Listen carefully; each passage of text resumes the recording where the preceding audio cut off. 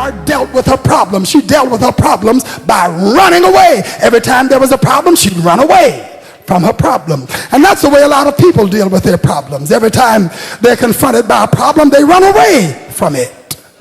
They don't decide, I'm going to stand here and deal with it. I'm going to survive it. I'm going to overcome it. I'm going to surmount this. I'm going to overcome this difficulty. I'm going to deal with this problem. She always ran away. So she ran away into the wilderness. Are there any people who have the strategy of running away from stuff? Sooner or later, you're going to have to stop and deal with your situation.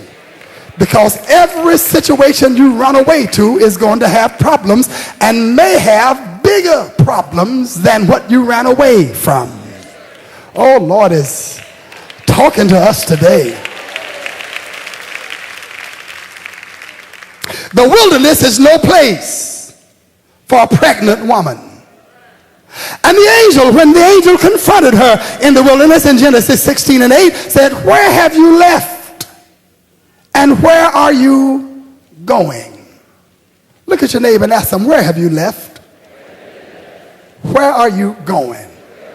See, it's good to ask those kind of questions because so many people are just running around, moving around, changing situations, never really evaluating or examining where they are, and never really examining where they're trying to go and what they're trying to reach, what they're trying to strive for. But listen, you need to stop and think things through.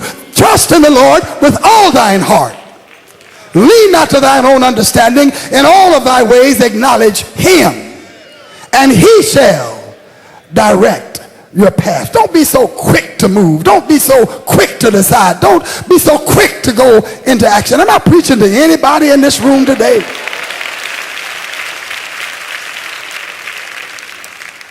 After the angel had dealt with her for a moment, the angel revealed to Hagar that if she would submit to Sarah, then she would have a place of provision and protection until the child was born and during the early life of the child, and that if she would obey, she and the child would be blessed in Abraham's home. And therefore Hagar decided to return to Abraham's house, and these incidents are described in Genesis chapter 16.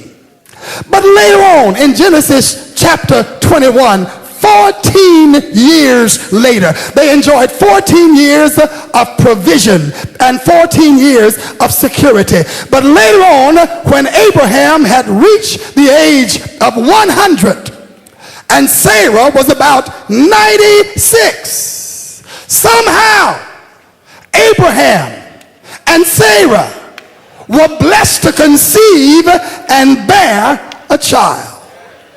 Can't you just see Sarah at 96 years old waddling around in the yard?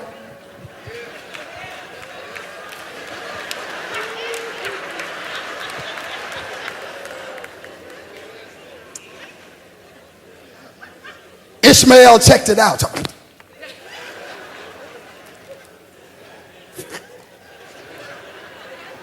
Finally couldn't hold it. He just bust out laughing. 96 years old, pregnant.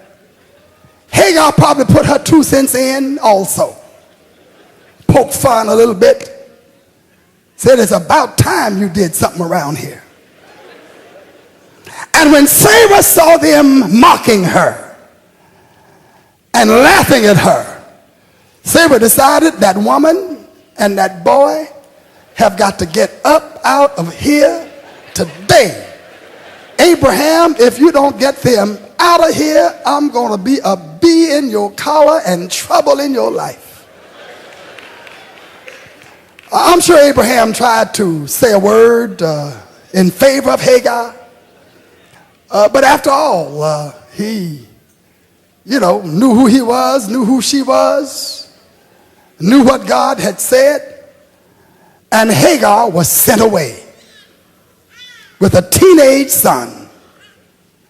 And all he gave her was a little bread and a bottle of water.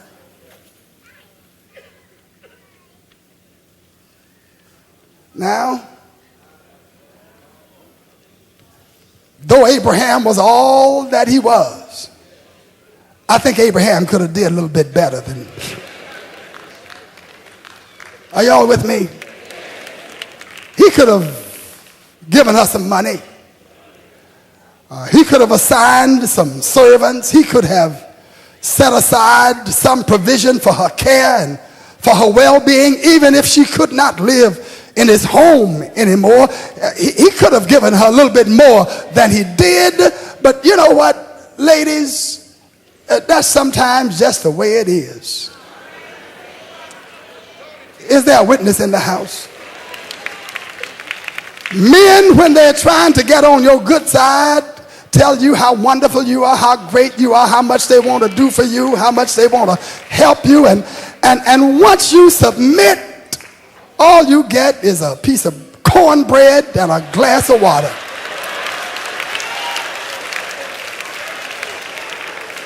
I don't have time to preach this message like I want to.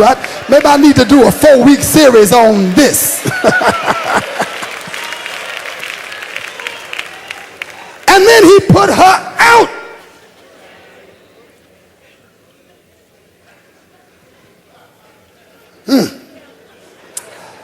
And after being put out, she became lost in the wilderness. I could stop now and let some of y'all preach this message for me.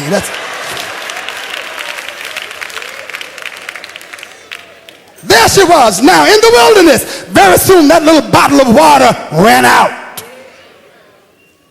The sun was focused on them. The burning rays of the eastern sun began to dehydrate their bodies.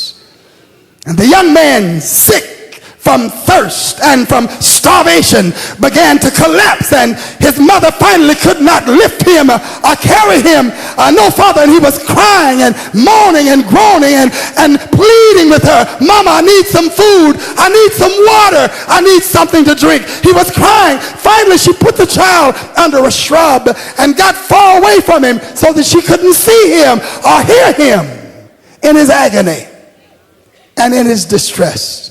Said, "Let me not see the child die. Let me not hear him as he gasped for life." And then Hagar herself lifted up her voice and began to weep. So she was in the wilderness twice. The first time when she ran away, and the second time when she was driven away. Those two wilderness experiences represent to me a mother amid adversity. She was in a hostile environment. She was a single parent. She was involved in a multiple relationship. The father of her child was not with her. She had no husband to stand by her side, and she was in economic distress because she had no food and no provision for herself and for her child. That seems to me to be adverse circumstances. But let me tell you that every mother bears and rears her children in adverse circumstances. And not only every mother, but every man, woman, boy, and girl on the face of the earth.